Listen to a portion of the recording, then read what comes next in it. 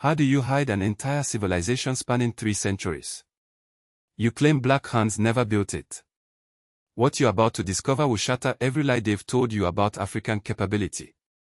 For 150 years, they've insisted that Great Zimbabwe, a stone city more sophisticated than medieval European capitals, was built by Arabs, Phoenicians, anyone except the African hands that carved each stone.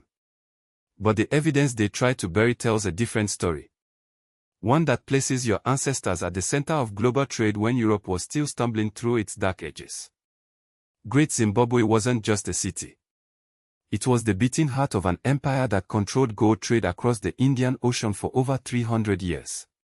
From 1100 to 1450 CE, this stone metropolis commanded wealth that made European kings envious. Picture this: massive granite walls rising 36 feet high, built without mortar.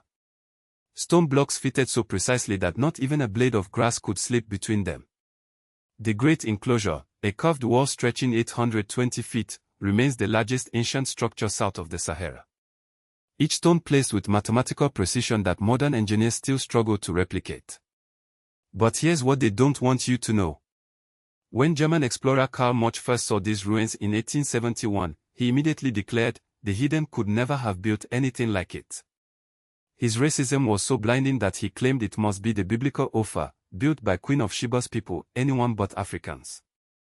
The British followed with their own deceptions. In 1905, they hired Richard Hall to excavate the site. His mission wasn't archaeology, it was erasure. Hall destroyed layers of African artifacts, claiming he was removing filth and decadence of later African occupation. Pottery, tools, and evidence of continuous African habitation for centuries, all thrown away to maintain the lie. They called it Zimbabwe after the Shona phrase, Zimbabwe, houses of stone. Your ancestors named their own creation, yet colonizers spent a century denying their capability. The archaeological truth they buried is staggering. Great Zimbabwe was the capital of a trading empire that stretched from the Zambezi River to the Indian Ocean. Shona people, your people, built a sophisticated society that mined gold, smelted iron, and crafted intricate bronze work that rivals anything produced in medieval Europe. Chinese porcelain found in the ruins proves Great Zimbabwe traded directly with Asia 6 centuries before Vasco da Gama rounded the Cape. Persian glass beads, Indian cottons, and Arabian coins filled their markets. While Europeans were locked in feudal isolation, Africans were commanding global commerce. The city housed 18,000 people at its peak. 3 distinct areas: the hill complex, the granite fortress where rulers lived, the great enclosure below, ceremonial and royal quarters, and the valley ruins, where craftsmen, traders, and citizens thrived. Carbon dating finally silenced the deniers.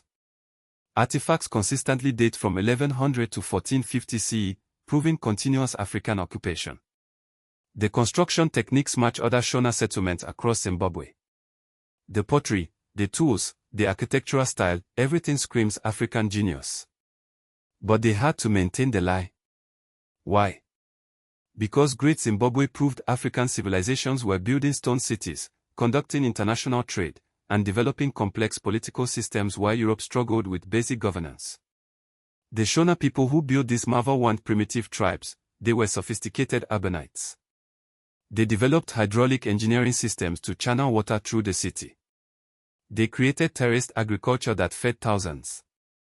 They established mining operations that extracted gold from hundreds of sites across Zimbabwe. Their decline wasn't due to inability, it was environmental. By 1450, climate change reduced rainfall. The city's population had grown beyond local agricultural capacity. Like any wise civilization, they adapted. They didn't disappear, they dispersed, establishing new settlements throughout the region. The Kingdom of Zimbabwe evolved into the Mutopa Empire, which dominated the region for another 300 years. Your ancestors weren't victims of their own limitations, they were masters of adaptation. Today, Great Zimbabwe stands as a UNESCO World Heritage Site. The truth can no longer be hidden. Every stone screams African excellence. Every artifact proves African innovation. Every wall declares that your ancestors built civilizations that commanded global respect.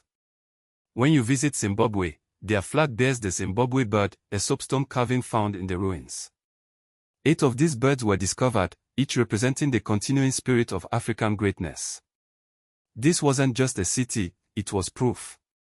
Proof that African hands built empires.